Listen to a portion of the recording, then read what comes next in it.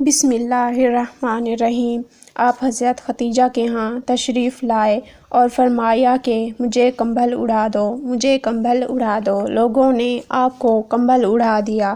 جب آپ کا ڈر جاتا رہا تو آپ نے اپنی زوجہ محترمہ حضرت ختیجہ رضی اللہ تعالی عنہا کو تفصیل کے ساتھ یہ واقعہ سنایا اور فرمانے لگے کہ مجھ کو اب اپنی جان کا خوف ہو گیا ہے۔ آپ کی اہلیہ محترمہ حضرت ختیجہ رضی اللہ تعالی عنہا نے آپ کی ڈھارس بندھائی اور کہا کہ آپ کا خیال صحیح نہیں ہے، خدا کی قسم آپ کو اللہ کبھی رسوا نہیں کرے گا۔ آپ تو اخلاق و فاصلہ کے مالک ہیں، آپ تو کنبہ پرور ہیں، بے کسوہ کا بوجھ اپنے سر پر رکھ لیتے ہیں، مفلسوں کے لیے آپ کماتے ہیں، مہمان نوازی میں آپ بے مثال ہیں اور مشکل وقت میں آپ امر حق کا ساتھ دیتے ہیں۔ ایسے اوصاف حسنہ والے انسان یوں بے وقت ذلت و خواری کی موت نہیں پا سکتا۔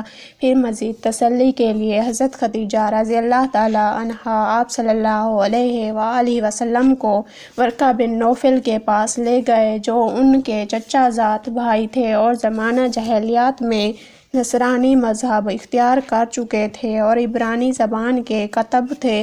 چنانچہ انجیل کو بھی حسب منشائے خداوندی عبرانی زبان میں لکھا کرتے تھے۔ انجیل سریانی زبان میں نازل ہوئی تھی، پھر اس کا ترجمہ عبرانی زبان میں ہوا۔ ورقہ اسی کو لکھتے تھے۔ وہ بہت بوڑھے ہو گئے تھے، یہاں تک کہ ان کی بینائی بھی رخصت ہو چکی تھی۔ حضرت ختیجہ رضی اللہ تعالی عنہا نے ان کے سامنے آپ کے حالات بیان کیے اور کہا کہ اے چچا زاد بھائی، اپنے بھتیجے محمد صلی اللہ علیہ وآلہ وسلم کی زبانی ذرا ان کی کیفیت سن لیجئے۔ وہ بولے کہ بھتیجے، آپ نے جو کچھ دیکھا ہے اس کی تفصیل سناؤ۔ چنانچہ آپ صلی اللہ علیہ وآلہ وسلم نے از اول تا آخر پورا واقعہ سنایا، جسے سن کر ورقہ بے اختیار ہو کر بول اٹھے کہ یہ وہی ناموس معزز رازدان فرشتہ ہے جسے اللہ نے حضرت موسیٰ علیہ السلام پر وحی دے کر بھیجا۔